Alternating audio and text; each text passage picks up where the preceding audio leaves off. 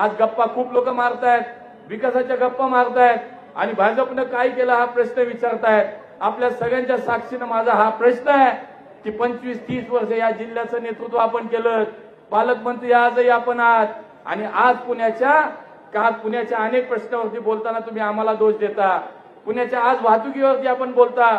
मित्रांनो, मागच्या 5 वर्षाच्या काळामध्ये या महानगरपालिकेने पुण्यामध्ये अनेक विकसित चांगले विकासाचे प्रकल्प केले.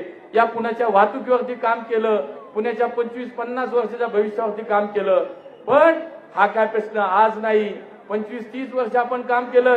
या पुण्याची सूत्र आपल्या हातामध्ये होती. मग त्यावेळेला तुम्हाला पुणे किती वाढणार आहे, पुण्याचा व्यापकता किती वाढणार आहे, लोकसंख्या किती वाढेल, नागरिक समस्या काय वाढणार आहे, या सगळ्या सुविधांनी काय ताण येणार आहे याची कल्पना आपल्याला नव्हती का?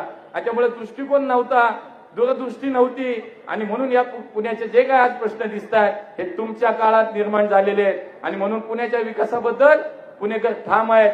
पुणेकरांचा विश्वास आमच्यावरती आहे की पुण्याचा विकास आणि पुण्याला नवी दिशा देण्याचं काम हे फक्त भारतीय जनता पार्टीच करू शकते. आणि म्हणून देवेंद्रजींचं तर विशेष प्रेम पुण्यावरती आहे. ते ज्या वेळेला पुण्यात येतात त्या वेळेला पुण्याच्या भविष्याची आपल्या समोर एक जंत्री ठेवतात. पुण्याच्या विकासासाठी संदर्भात भविष्यात पुणे काय होईल आणि पुण्यासाठी आम्ही काय करणार आहोत. ज्यांनी केलंय जे आम्ही सांगायला आलोय आणि ज्यांनी काही नाही केलं ते आज आमच्याकडे बोट दाखवतायत, नको तसले आरोप करतायत. मित्रांनो, ज्यावेळेला विकासावरती बोलायला काही नसतं, पुण्याच्या भविष्यावरती बोलायला काही नसतं, त्यावेळेला मात्र गाडी घसरते, रुळावरनं बाजूला जाते आणि वेगळंच काहीतरी सुरू होतं. पण पुणेकर सुज्ञ, पुणेकर मात्र विचलित होणार नाहीत.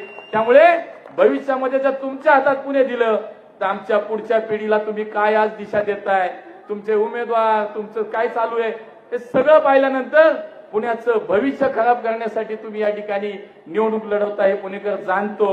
आणि म्हणून आपल्याला कुठलीही संधी पुणेकर देणार नाहीत.